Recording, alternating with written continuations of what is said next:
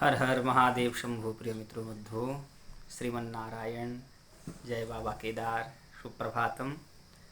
तो आइए आज हम श्री भर्तृहरि द्वारा रचित वैराग्य शतकम के 24वें दिवस पर 24वें श्लोक पर विचार विमर्श करते हैं। इस श्लोक में श्री भर्तृहरि जी ने एक राजा और एक योगी का वर्णन किया है कि राजा किस प्रकार से संपन्न होता है और योगी किस प्रकार से संपन्न होता है। तो आइए श्लोक के माध्यम से समझते हैं।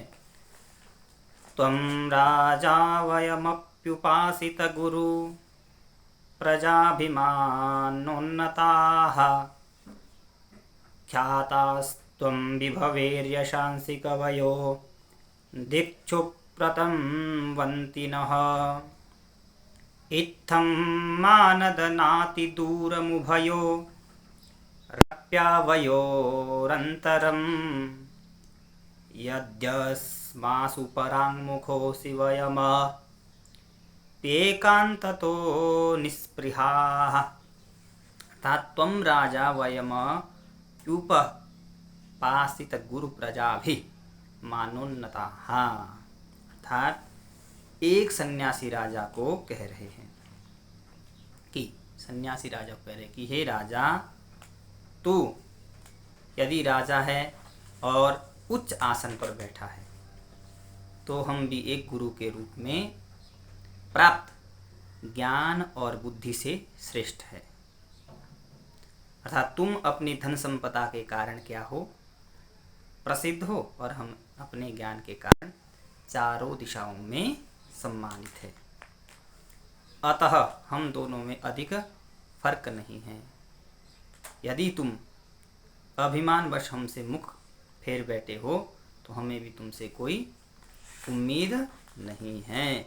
इत्थम मानदनाति दूर मुभयो रप्यावयोनंतर यद्यास्वासु परांगमुखोसी। अगर था अपरांग मुख फेर बैठे तो वयमप्यो कांततो निस्पृहा। हमें भी आपसे कोई उम्मीद नहीं है कि भाई हम आप राजा हो तो हमें आपसे वो चाहिए। क्यों? क्योंकि भर्तृहरि जी का जो मुख्य इस श्लोक में भाव है वो है कि एक राजा और साधु का वर्णन करते हुए वो कह रहे हैं कि एक योगी राजा से इस प्रकार से कहे कि हे राजन, तुम्हें किस बात का घमंड है?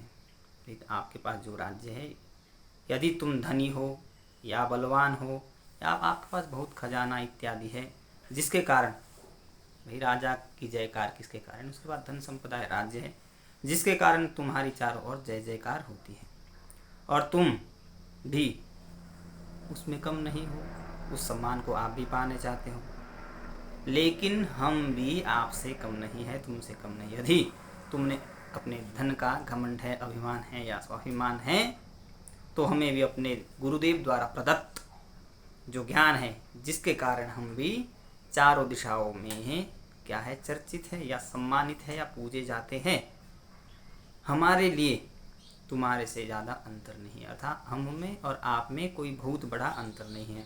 तुम्हारी भी चारों ओर गुणगान होता है और हमारा भी चारों दिशाओं में गुणगान होता है।